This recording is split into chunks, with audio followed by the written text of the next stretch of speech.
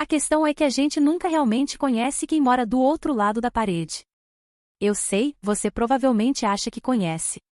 Troca um oi no corredor, sorri educadamente no elevador, talvez até saiba o nome do cachorro deles.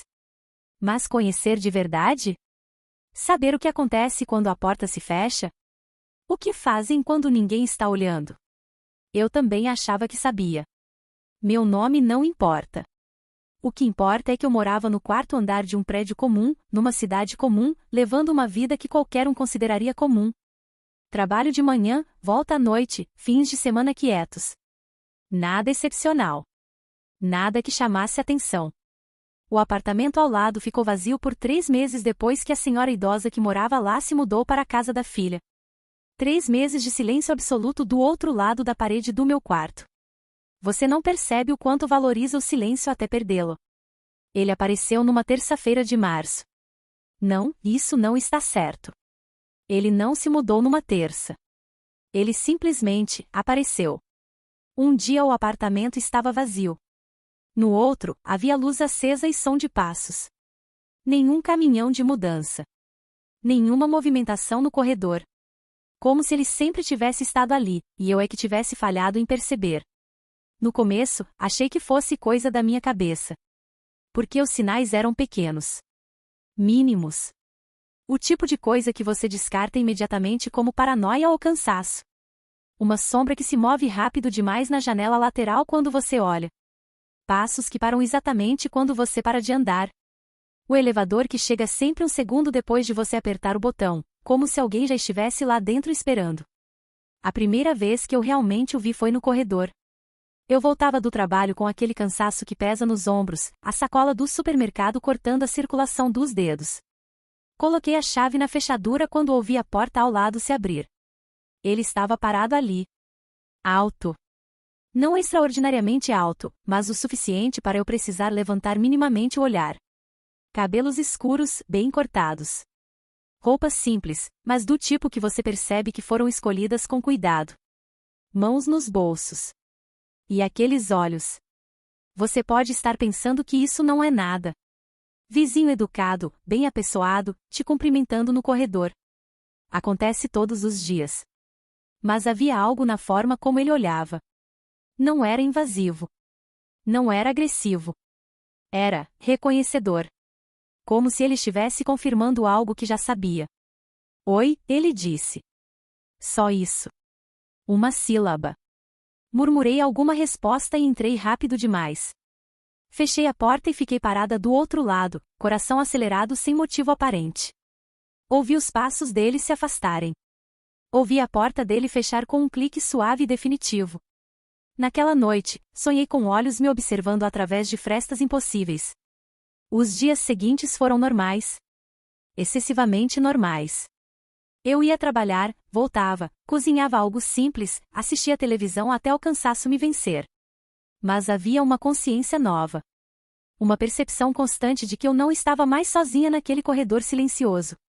Comecei a notar coisas. Pequenas coisas. A forma como ele sempre parecia estar saindo ou entrando exatamente quando eu estava. O som dos passos dele, que eu conseguia distinguir de qualquer outro no corredor. O cheiro de café forte que vinha pela fresta embaixo da porta dele às 6 da manhã, o mesmo horário em que eu acordava. Coincidências. Eu tentava me convencer disso. Prédio pequeno, rotinas se cruzam. Natural. Normal. Até a primeira terça-feira depois que ele chegou. Eu havia esquecido a carteira no apartamento e voltei no meio do dia. O prédio estava vazio, silencioso daquele jeito que lugares cheios de gente só ficam quando estão desertos. Subi as escadas porque o elevador estava em manutenção. Quando cheguei ao quarto andar, ouvi passos atrás de mim. Não no corredor. Na escada. Mesma velocidade que a minha. Mesma cadência. Como um eco que não era eco. Parei. Os passos pararam. Talvez eu esteja exagerando, pensei. Talvez seja só alguém descendo. Mas algo primal no meu peito dizia que não. Não me virei. Peguei a carteira e saí rápido demais. Quando cheguei à rua, olhei para cima. Havia uma silhueta na janela do apartamento dele. Parada. Olhando para baixo. olhando para mim.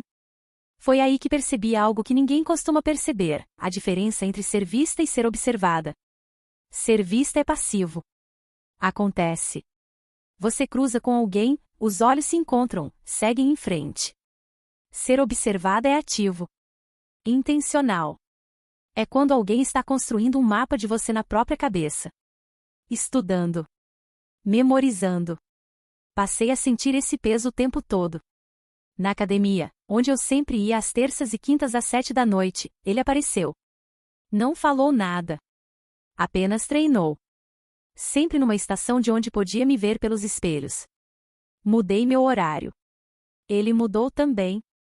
No café onde eu trabalhava no laptop algumas manhãs de sábado, ele entrou uma vez. Pediu um expresso. Sentou 3 mesas atrás de mim. Ficou 40 minutos. Não leu nada. Não mexeu no celular. Apenas esteve ali. Eu parei de ir àquele café. Dentro do prédio, as coisas ficaram mais intensas. Comecei a ouvir sons do outro lado da parede do meu quarto. Não altos. Apenas presentes. O arrastar de móveis às 3 da manhã. Água correndo sempre que eu tomava banho, como se ele estivesse sincronizando. E silêncio. Muito silêncio nos momentos em que eu mais precisava que houvesse barulho, como se ele estivesse escutando. Uma noite, acordei com sede. 3h15 da manhã. Fui até a cozinha no escuro, peguei água, voltei. Ao passar pela porta, vi luz sob a porta dele. E uma sombra. 2 sombras. Pés parados exatamente do outro lado. Ele estava ali. Parado. No meio da madrugada. Esperando algo. Esperando eu passar. Corri para o quarto. Tranquei a porta. Coloquei uma cadeira encostada na maçaneta, uma ilusão de controle, mas eu precisava de alguma coisa. Fiquei acordada até o amanhecer, ouvindo. Do outro lado da parede, ouvi ele se mover. Deitar. Suspirar. Como se finalmente estivesse satisfeito. Pensei em ir à polícia. Mas dizer o quê? Meu vizinho existe perto demais de mim? Ele frequenta os mesmos lugares públicos. Não havia ameaça direta. Não havia contato. Apenas presença. E presença não é crime. Passei a evitá-lo ativamente. Olhava pelo olho mágico antes de sair. Esperava os passos dele se afastarem. Mudava minha rotina semanalmente. Mas era como tentar fugir da própria sombra. Quanto mais eu criava distância, mais próximo ele parecia estar. E então veio a atração. Eu não queria admitir. Nem pensar nisso. Mas havia algo no perigo, na atenção absoluta, que meu corpo começou a interpretar de outra forma. Não era gostar. Era confusão. Adrenalina e excitação percorrem os mesmos caminhos no cérebro. Medo e desejo são vizinhos. Comecei a me arrumar mais quando sabia que poderia cruzar com ele. Não conscientemente. Mas escolhendo a roupa certa. Passando perfume. Secando o cabelo de um jeito específico. Como um animal executando uma dança que não entende. Numa noite, ele bateu na porta. 10h30. Eu estava de pijama, assistindo a uma série qualquer. 3 batidas. Firmes. Calmas. Olhei pelo olho mágico. Ele estava ali. Mãos nos bolsos. Expressão neutra. Como se fosse absolutamente normal aparecer na porta de alguém naquele horário. Não abri. Fiquei parada, prendendo a respiração. Ele esperou. 30 segundos. 1 minuto. Eu sei que você está aí. A voz era baixa. Tranquila. Não ameaçadora. Apenas factual. Só vim devolver isso. Silêncio. Deixei embaixo da porta. Boa noite.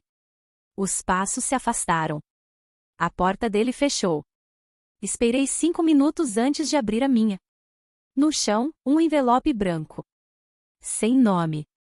Dentro, minha carteira, a que eu tinha perdido 3 semanas antes. Eu tinha procurado em todo lugar. Cancelado cartões. Feito boletim de ocorrência. E ele tinha ela. Tudo estava intacto. Cartões. Dinheiro. documentos. Mas havia algo a mais. Uma foto. Uma Polaroid. De mim. Dormindo. No meu quarto. Tirada do ângulo da janela lateral. A janela que eu nunca abria. A que dava para o espaço estreito entre os prédios. A que eu tinha certeza de que ninguém conseguia ver. Na manhã seguinte, fui falar com o síndico. Homem de meia idade, barriga proeminente, claramente desinteressado. Perguntei sobre o morador do 42. Ele franziu a testa. 42. Está vazio desde que a dona Marta saiu. Não. Tem alguém lá. Um homem. Alto. Cabelos escuros. Ele me olhou como se eu estivesse delirando. Senhora, aquele apartamento está fechado há 3 meses. Nem terminou a reforma ainda. Subi correndo.